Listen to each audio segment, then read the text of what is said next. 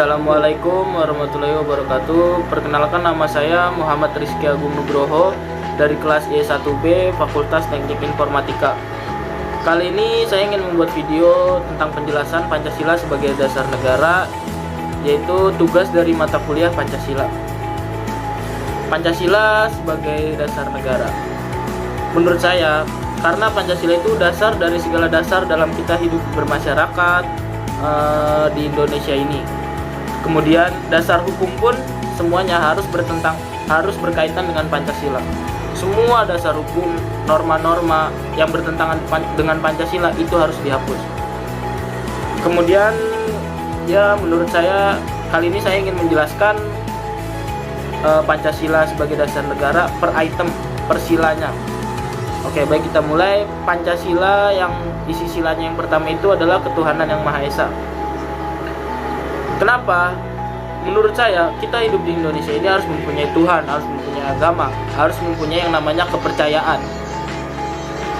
Namun, tidak luput dari itu, kita harus menghargai kepercayaan setiap orang. Karena kita ini harus mempunyai sifat toleransi. Kalau tidak, kita akan yang namanya terpecah belah, terjadinya cekcok, keributan, dan apapun itu yang berbau-bau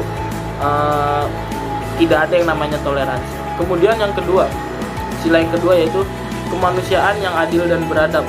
Kita itu di negara ini harus mempunyai dasar kemanusiaan, memiliki empati, rasa peduli, dan beradab. Kita ini dikenal oleh wisatawan yang datang ke negara kita ini adalah negara Indonesia yang terkenal adabnya, sopan santunnya, dan semua keberagamannya. Makanya wisatawan pun sangat nyaman untuk berdatangan ke negara kita. Itu harus kita jaga. Kemudian sila yang ketiga, persatuan Indonesia. Kita ini bangsa milenial ataupun seluruh masyarakat Indonesia harus yang namanya bersatu. Kita tidak boleh terpecah belah oleh hasutan-hasutan dari oknum-oknum yang berusaha untuk menghancurkan negara kita ini. Kemudian sila yang keempat, kerakyatan yang dipimpin oleh hikmat kebijaksanaan dalam permusyawaratan perwakilan. Kita ini sebagai rakyat biasa harus memiliki pemimpin dan memilih pemimpin sesuai hati nurani kita.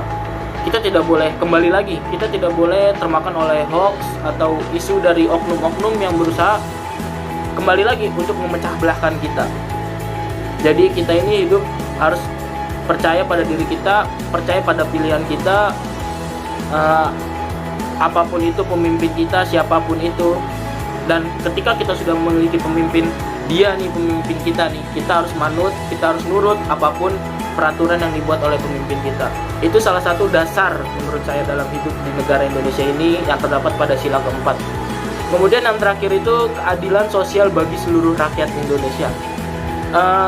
Dikutip dari kata adil, menurut saya ini termasuk dasar dari negara kita.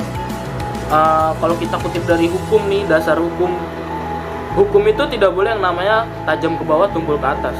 Tidak boleh yang namanya yang memiliki uang lebih, orang-orang kaya, orang-orang miskin, tidak mampu, semua harus adil.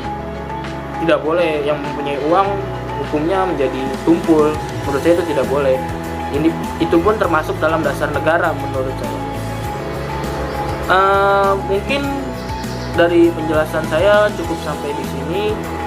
Semoga bisa dimengerti, dan mohon maaf apabila ada kata-kata saya yang salah, yang kurang berkenan, atau segala kekurangan yang saya sampaikan pada kali ini. Semoga bisa bermanfaat untuk kita semua. Akhir kalimat dari video ini saya ucapkan terima kasih. Wassalamualaikum warahmatullahi wabarakatuh.